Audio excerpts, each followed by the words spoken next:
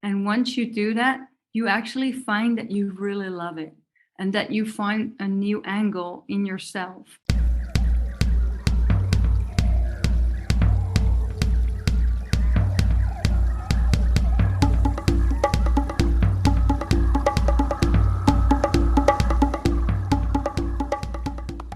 Hey, hello. Welcome back to the Wild Business Growth Podcast. This is your place to hear from a new entrepreneur every single Wednesday morning who's turning wild ideas into wild growth. I'm your host, Max Branstetter, founder and podcast producer at MaxPodcasting. And you can email me at max@maxpodcasting.com to save time with your high-quality podcast. This is episode When I Was 164, and today's guest is Marije Vogelzang. I'm pretty sure I got that exactly right. Wow. Marije is a true pioneer in the food and design space. She is an incredibly fascinating eating designer, food designer. She is the founder of the Dutch Institute of Food and Design and heads the studio Living Matter at Design Academy Eindhoven. She has a way with food and design experiments, installments, all sorts of creative projects that will truly change the way you think about food, change the way you think about eating, certainly change the way you think about shrimp. And in this episode, we talked about her different food and design experiments, what we can take away from them, and the most unique things she has ever eaten. It is Marije V. Enjoy the show. Alrighty, we are here with Marije Vogelzang. I'm trying to pronounce it, Marije. I really am. But this is, I think you get the award for most difficult name to pronounce, at least in American English. But Marije, so excited to have you on. So excited for our conversation today. How you doing? I'm good, Max. Thank you. Of course. And that will be the extent of my Dutch for the day. But really excited to dive into really you being a pioneer in this eating design space and some of the amazing things that you've been up to over the years, kind of what you're about. Before we get to some specifics, I would love to start off with a definition, which I know is always very exciting, but I think it's important based on our conversation. Can you define what eating design is? Yeah, that's a great question. I've spent about 22 years trying to make this definition, and it changes every time. When I started, actually, people thought that I was making pretty cakes, and that's not what I do. My definition for eating design is using the tools of creative thinking to create experiences that help people shift their perspective of food. I dig it. That's exactly what I was thinking too. So you read my mind. It is funny when you hear eating design, you might think, oh, this is somebody who's on the Food Network or on TLC, like all these channels that have the food competitions, things like that. But there's so much more than just the way that food actually looks. On your end, what age were you when you think back to kind of your first time really getting passionate about food? When was that? Coming from this very traditional Dutch family, I wasn't really allowed to play with food. So I kind of abandoned that. And just when I started to study design, that's when I really started to get interested in food, because I noticed that as a designer, you can make products, but you can also make experiences. And I think there is no other material that gets as close to the human being than food. Like, you can make a table that you can sit on, and I think that's great and wonderful, but it's also really boring. I think it's so amazing that you can make experiences that are emotional and intimate and that engage all the senses. And this is when I really started to get excited about food. And so it wasn't really about like cooking food. I mean, I do like cooking, but I'm not the best chef. I'm not a professional chef. But I'm very excited about the act of eating. Like, the act of eating is wonderful, and we do it 3 times a day, but we don't really see what we can do with that. And that's something that I'm fascinated by. I never thought about it that way. That's a tremendous point. You see design everywhere, but there's not that many designs out there that you actually put in your mouth and are that close with it. So it is something that you really have a next level connection with. What point did you know that food was something that you actually wanted to pursue as you got into your career? And there's some interesting things to explore here. I was not the best design student. I wasn't really good at working with materials like the traditional ones with wood and ceramics and plastics and stuff. But in 1999, I thought, let's just start working with food. And that was me being a student, just trying to like explore some different opportunities. And I got the assignment to do something with the color white. And in many cultures, white is the color of death. I think in the States and also in Europe, white is not the color of death, and that's black. And so when I was researching death and rituals around burials, I noticed that in the Netherlands, we don't really have a lot of tradition around funerals, and other cultures have a lot of food involved. So I started to think about this idea to make this white funeral dinner for as a kind of alternative for the Dutch people. And so I made this dinner completely out of white food on white plates. And I actually started making ceramics for that with white cloth on, and everything was white. And it was a very kind of beautiful, sensitive, cerebral, but also very tangible experience. And also the flavors of white food combine really well together. They're very subtle. They're also very sharp and bitter, and sometimes a little bit sour, which I think altogether symbolically represent a funeral really well. And that's when I really started to see how I loved working with food, because it's very intimate, it's very direct, and emotional as well. And is that the first time that you put together an exhibit or experiment, if you will, around food and design? So I was as a student, I was, of course, every time you make different things. So I was already making lots of things. I think I was a third year student. And this is the moment that I saw that this was something that I loved doing, but it also scared me a lot because no one saw food as something serious for design. So I got a lot of people telling me like, wow, this is not really design. You're just a caterer. And this is not something that you should pursue as a designer. And then there wasn't any example for me in the world that I could follow. So I wasn't really sure about that. Actually, I didn't graduate on food at all. But already when I was graduated, I got my first assignments to work with food. And from there, everything flowed just naturally. So speaking of schools or institutes, or you'll see, I'll do whatever I can to get a good segue.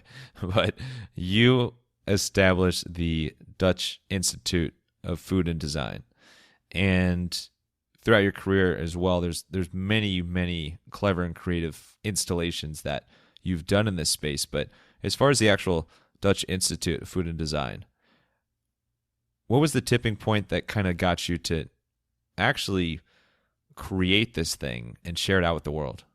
Well, the Dutch Institute of Food and Design is more of a network than it is an actual institute. It sounds maybe bigger than it is. You're very humble, very humble. The reason why I wanted to make that is because so after the years, I was going around the world doing lectures in all these places.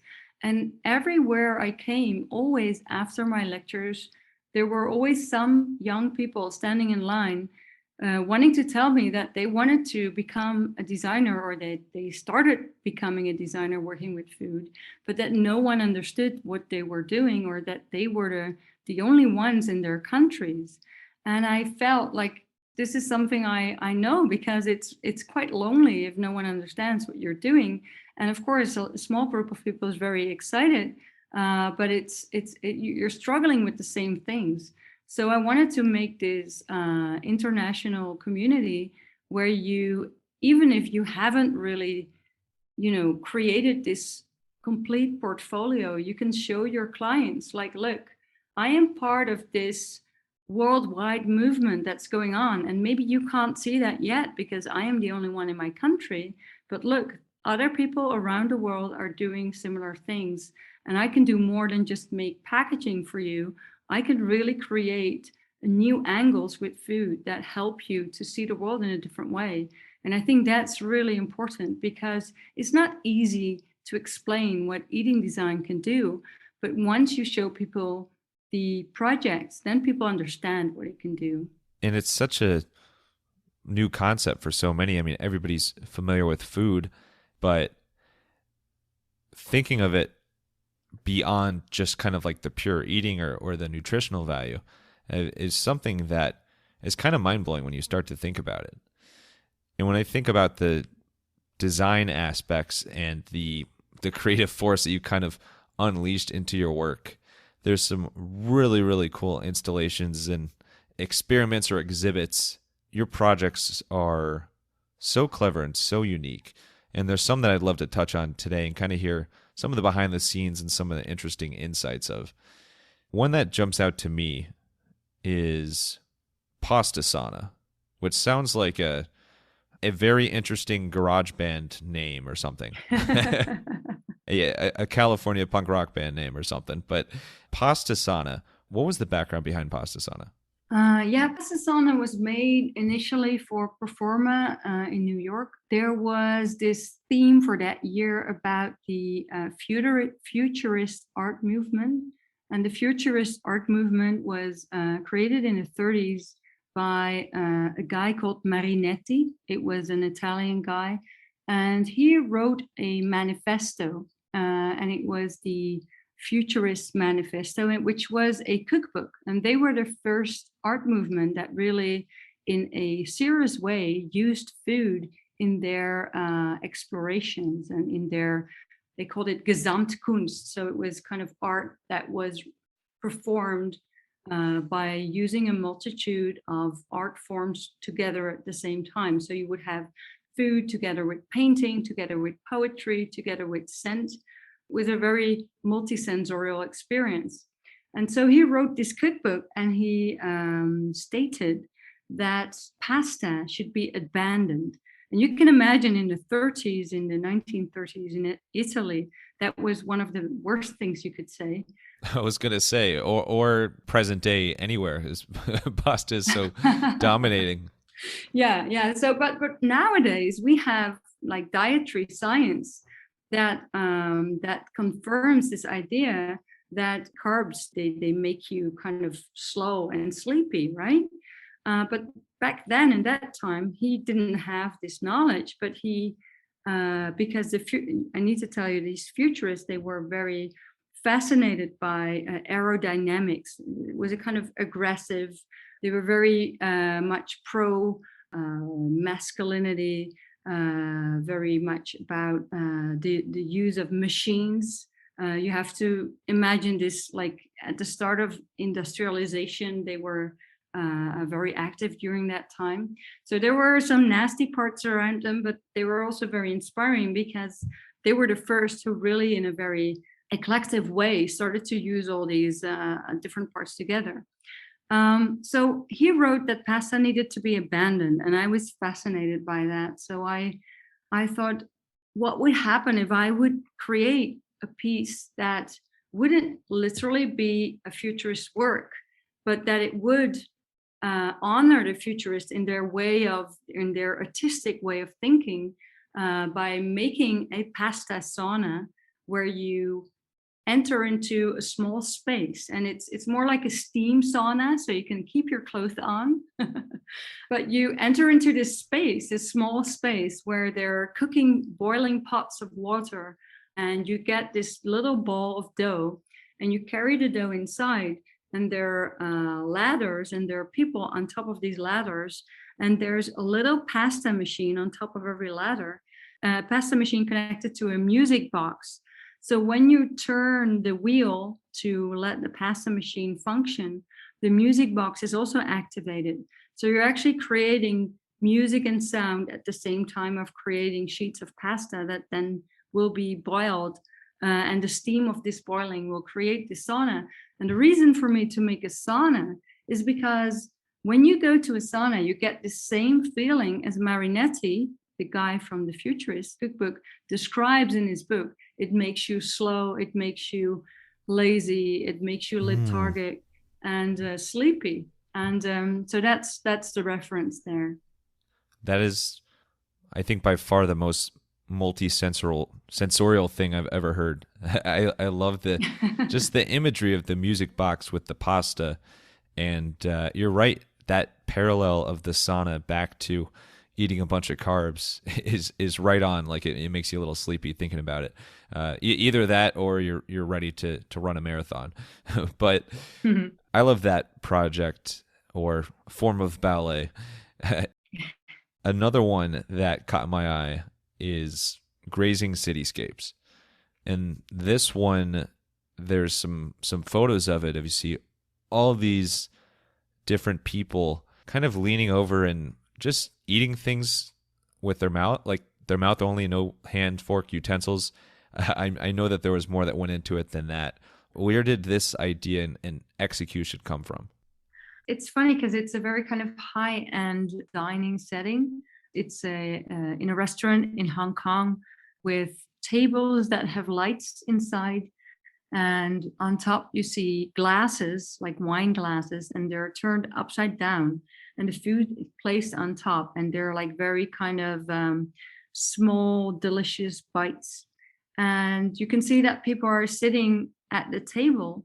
But because the table is quite high and these glasses are upside down, the food is really close to your mouth and you can see it very well and you can smell it very well. And so it's designed in a way that it smells when you get close to it, but it's designed in a way that you do not use your hands when you eat it, but you really involve your lips with it. So you sit at the table next to lots of other people who also feel very kind of awkward about it. I was going to say awkward is the number one word that comes to mind. and you're challenged to eat that without your hands, but because the design is created in a way that it's very close to your mouth, that it's very beautiful in its setup, it's very elegant in that way.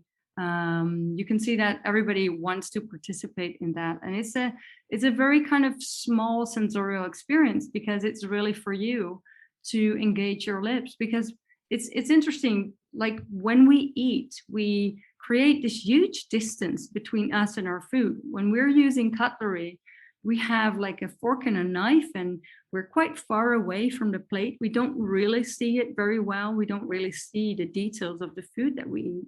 And then we have these metal devices and we put it in our mouth. We open our mouth, we don't touch our lips, and then we put it inside. So we're kind of taking the shortcut to food, but we're missing out on a huge sensorial experience involving our lips, because our lips have the most density of nerve ends of all parts of our body, even more than what you're thinking of. And so to involve them is really to honor your body and also to honor the food. When I was creating this setup, I was really wondering how I could nudge people not to use their hand, like secretly just taking the little bite off the platform of the glass. First I was imagining to use like little bags underneath the table, maybe with dried legumes or something to put your hands in, but that was kind of complex and a little bit too much. And then I was thinking, what if we just give all the guests leeks to hold in their hands? So you have to hold a leek together with your neighbor. And the funny thing is, it's so kind of unexpected and so hilarious that people kind of, you won't cheat because your neighbor will know, because you won't be holding the leek anymore. You're saying leek like the vegetable, right? Yes. What could it be? Oh, a leek. Yeah, sorry. Yeah, no. I was just making sure I heard you right. Yeah, absolutely. We're making something tonight that involves leeks. So what a crazy coincidence. But that is a hilarious image of you're kind of tied down. The only thing holding this thing together is that you and the person next to you both have a solid grip on that leek. I've never thought of leeks that way before. Yeah, and I thought, well, I don't want to create so much waste in those kind of one day settings. So when you use leeks, you can make soups the next day. It's a kind of sustainable solution. Exactly, exactly. Shout out one of my fiance Dana and I's favorite Instapot recipes that has leeks and farro and scallions and all sorts of things. It's kind of a soup, but anyway, I just never Mm. anticipated a leeks reference on the podcast, so got to capitalize on the moment. But there's one more that I want to hit on, and this kind of ties to the last one, as it's a different way of delivering food to your mouth, but sharing dinner. So this one, very interactive as far as multiple people involved. What is unique about sharing dinner? It was initiated as a Christmas dinner, and I was asked to do Christmas dinners quite a lot of times before I really wanted to commit myself to making one, because I thought Christmas dinners are so full of cliches. What can you, as a designer, add to a Christmas dinner? Just put a giant Christmas tree in the middle. Why not? Yeah, and make put decorations everywhere, right? And use the color red and green. And so it took me a little while before I realized that Christmas is like the essence of it is really about being together and sharing food together. It's not about the decoration. It's not like it might be about your religious beliefs, but that's also about like sharing together, right? So I created this table setting where normally a tablecloth goes down to the floor, but now I took the same table with the same tablecloth, but I took it up into the air, on the sides of the table, and I put some slits in it. So everybody who's sitting at the table, and by the way, these were 40 people that didn't know each other. So 40 strangers at the table. You just live in the awkward. I love it. Well, you need to challenge, right?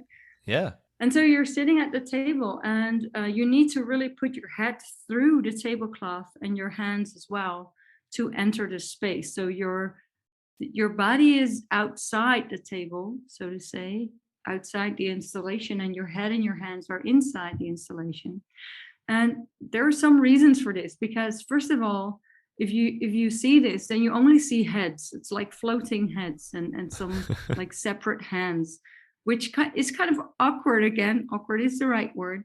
And so that makes you feel connected to each other, because in that sense, you're all in the same boat. You're all kind of in this strange situation. But on the other hand, you are physically connected, because if I pull a little bit on this tablecloth, then your neighbor will feel that as well. So you're really connected. And lastly, I think it's important that you can see that when people are nothing but a head and hands, you can't see their identity through their clothes. It really makes people more equal. So as wearing a uniform does as well, people are more equal and therefore more prone to start to connect to each other. So the food had this kind of same setup. So one part of the table as a starter would get a plate, but the plate would be cut in two pieces. And on these two plates were melon, only melon on one side of the table. But on the opposite side, there would be raw ham. Raw ham and melon is a classical Italian combination. Most people know that they belong together. So you don't need to instruct anybody. People will understand that they need to share these plates to create one whole dish. The main course had the same idea. So the first person would get a huge piece of rib, just like only that on a plate. The next person would get a whole pumpkin, but the pumpkin would be stuffed with seeds and nuts and everything from the oven, but it would be huge and single on your plate in front of you. Then the next person would get a whole lettuce, and the lettuce would be clean and it would have croutons and dressing and everything on top, but it would be whole. And the last person would get potatoes. So people are social animals. You don't have to tell anybody what to do. They will just start cutting their food up and start to share it and start to make a big mess, sharing this around the table, which is really interesting, because you can really see that people love to have reasons to connect with other people. And this is what this dinner really enables people to do.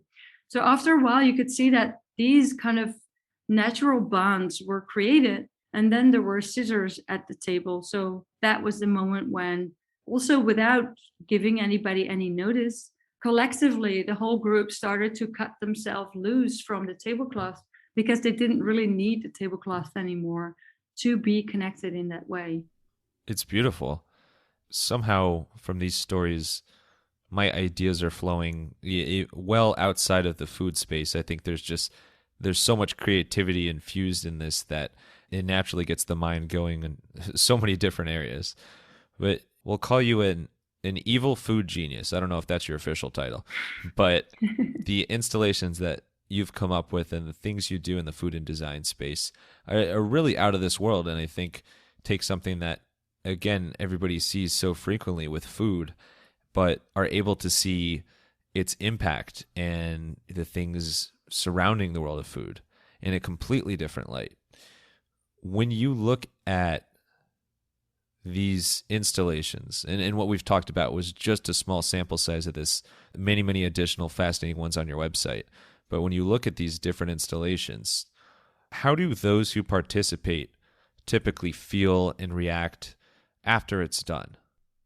That's a good question. I always try to make something that is slightly scary initially, or seems kind of scary, but I also make it comfortable enough that you do participate, and that once you participate, you feel kind of heroic for doing that.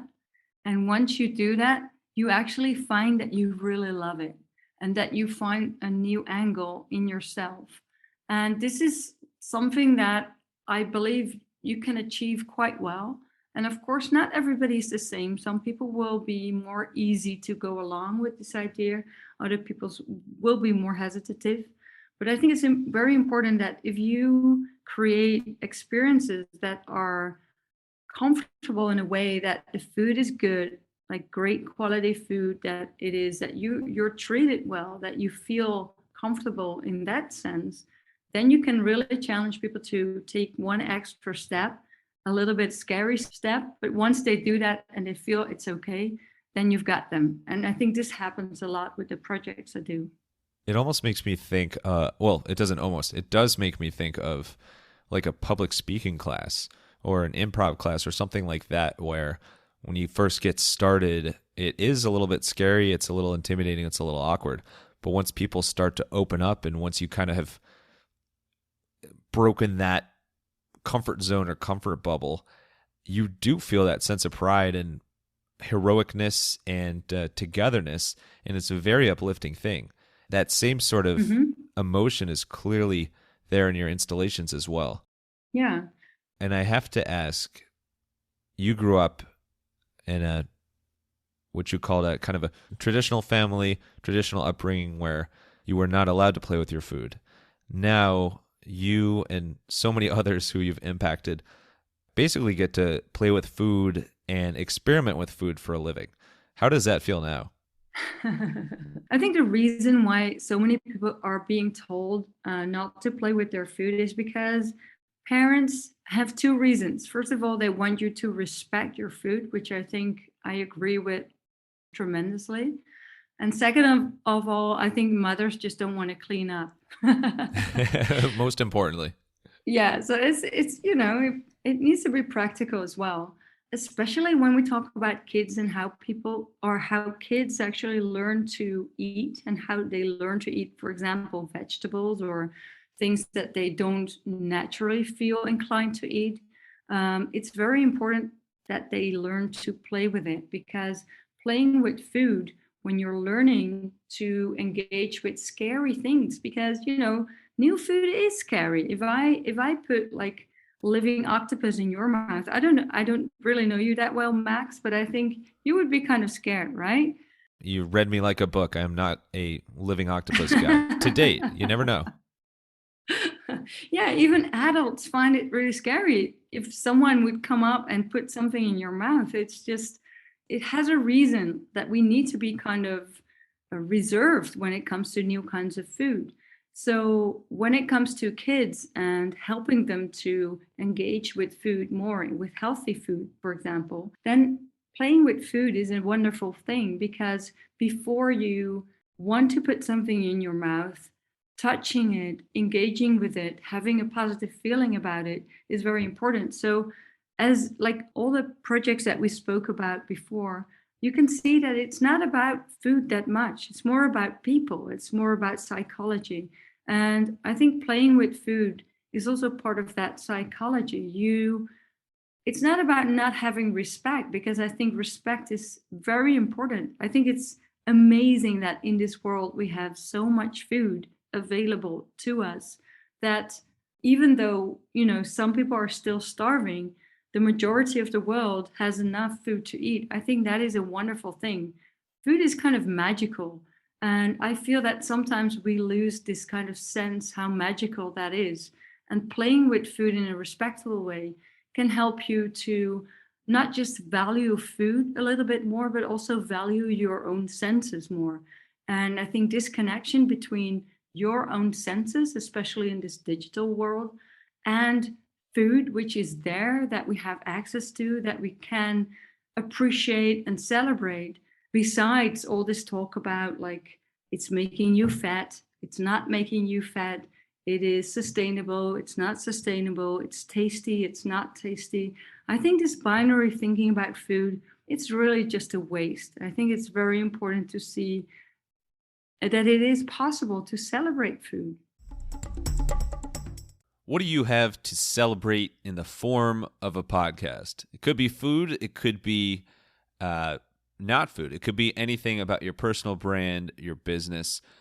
Any way you slice it, get that? It's a food pun. A podcast can do wonderful things for your business, for your brand. If you're interested in getting help with your podcast, because you know it's not in your best interest to do all those minute behind-the-scenes details that take all the time in the world, but you want a great podcast, hit me up at max@maxpodcasting.com. I will help you save time with your high-quality podcasts. That's max@maxpodcasting.com. Now, back to Marije, and we get deep into the veggies. So let's get to a magical take on veggies. So let's get to a fan favorite segment called the Wild Business Shoutout of the Week. The Wild Business Shoutout of the Week! Wild Business Shoutout of the Week is where we talk about a creative marketing campaign or approach to counter attention. Wonky Vegetables, which again would be a terrific punk rock band name, is something that we have seen in a number of places, getting more and more popular. Some might call it ugly vegetables, or some might call it beautiful vegetables, but can you share why Wonky Vegetables stands out to you? Yeah. I think Wonky Vegetables, it's there's not one brand who really owns it. I think it's more like an idea that you can see sometimes supermarkets, they embrace this, or there's the Wonky Vegetable box that you can order at home. But I really love this idea that normally these vegetables, they become food waste because most consumers, they want perfect vegetables. And I think in this world where things are manufactured, you also want to have manufactured vegetables. And what I really love about this idea of embracing wonky vegetables is that in the marketing, they are using words saying like equal rights for all vegetables, or if you buy these vegetables, you're actually saving them. So you feel more empathic when it comes to these silly, ugly, sweet, like sad, and also beautiful wonky vegetables. And I think it's a very clever way of dealing with that. Then they can be turned into soup or a spread or anything. Yeah, it's fantastic. And you see it so often on social media, or even going back before social media, of like, sometimes stuff would get on the news if there was like, oh, someone saw Jesus in their French toast, or someone saw like a figure, this looks like so-and-so, and then as far as vegetables, especially with like carrots and radishes, there's a good amount that look the same, and then every now and then there's some that look like there's 2 legs or 3 legs, or all sorts of body parts on there. So with wonky vegetables, I think it's fantastic because they kind of humanize vegetables in a way, which is very cool and clever. And then they also found a way to highlight these and take that pride and heroicism aspect we were talking about before and say, hey, just because these vegetables are a little bit wonky doesn't mean that they're any less healthy for you, or anything's wrong with them. So it's amazing, and probably there's lots of vegetables now that are getting renewed life from an eating standpoint that in previous years people would just discard right away. So I love that example. It's fantastic. Let's wonky vegetable our way into rapid fire Q&A. That, again, a stellar transition, but let's wrap up what's a rapid fire Q&A. You ready for it? Yeah. All right, let's do it. Let's get wild. What is the weirdest food you've ever tasted? I think that's hairy tofu. It's tofu that grows a little fungi layer on it, which is like kind of literally hairy. Oh my God. I thought hairy was like named after somebody. Oh wow. That's give me the live octopus over that. I mean, you shared some really cool food facts about kind of their nerve endings in your lips and some of the other aspects of how we relate to food. But what's another just surprising fun fact about food that you think many people wouldn't know? It's not fun, but it's very fascinating. When you buy shrimp, then many times they're caught live. And when you have live caught shrimp from the sea, it's very destructive for the sea soil. But also when you catch 1 kilo of shrimp, you have also 20 kilos of bycatch. So now there are these aqua farming systems. For example, in Germany, now they farm shrimp on land, which is quite amazing because you don't need to damage the sea. So you would think it's a wonderful thing, right? The only thing is that shrimp, they do not mate in captivity. So what you need to do to get shrimp mate is to stick out one eye of the female. And if you do that, then suddenly they will mate like crazy. But that's illegal in Germany. So Germany gets these shrimp from the States where it's not illegal. But then these little larvae, they need to be transported back to Germany. And that's not really healthy for them. So many of them die in the process. So then the question is, if you eat shrimp, like, would you rather have like live caught shrimp from the sea that damages the sea, or would you rather have more ecologically friendly farmed shrimp, but then these females' eyes are being cut off? Oh my God. It's not a positive story. That's what I meant when I said fun fact. Thank you. Yeah. No. That's fascinating though. It is. And I think the world of food is full of these kind of paradoxes. And the question is, like, as a consumer, what do you do with that? Wow. I shouldn't be laughing. It's not funny, but it is fascinating. So I'll give you credit. That was a zinger. Oh my God. Well, I guess I'm not having shrimp tonight, but there's obviously tons of creativity in what you do. What would you say is something, maybe it's a creative hobby, or maybe it's just sort of a routine you have, something that helps you to envision and bring to life these multisensorial experiences? Yeah, that must really be taking showers. Yeah. Yeah, it's where I make my money, in the shower. It's very unsustainable though, but when I take showers, I get to my alpha theta brainwaves, and this is where the magic is. I actually have these aqua notes that I put in my shower, and I write on them. So my shower is full of aqua notes. Oh, I've heard of those, but I haven't met anybody until you that has used that. That's amazing. I've often thought that shower thoughts are no joke. The inspiration is real there. I love that you literally take notes in the shower. I am also a trained meditation teacher, and I also use meditation to talk to my future self. And of course, my future self knows what I need to do, right, to get to where I want to go. So I get also advice from my future self, which is quite amazing. And your future self knows even more fun/fascinating facts about shrimp and octopus and hairy tofu. And I think hairy tofu is the front man for one of those bands. But all right, last one here. I totally butchered the pronunciation of your name to kick things off here today, and I'm very sorry for that. It's a beautiful name. I know that your last name actually translates to birdsong, which is just beautiful. The reason I bring this up is probably for many native English speakers, but especially for me, some Dutch words are very, very difficult to pronounce. What is a word, or it could be a city, or just something in the Dutch language that you think might be the most difficult word to pronounce for English speakers?